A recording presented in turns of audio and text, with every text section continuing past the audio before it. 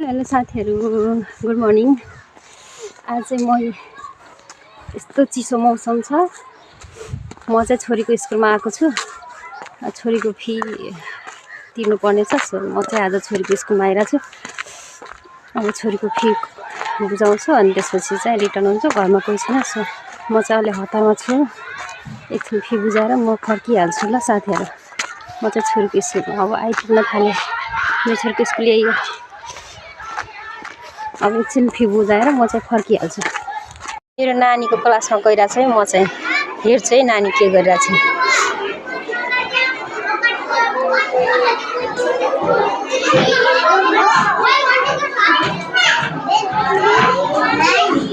मेरो छोरीले हेर्नु पढिरहेको। हेलो, नमस्कार। मेरो छोरी पढिरहेछ नि।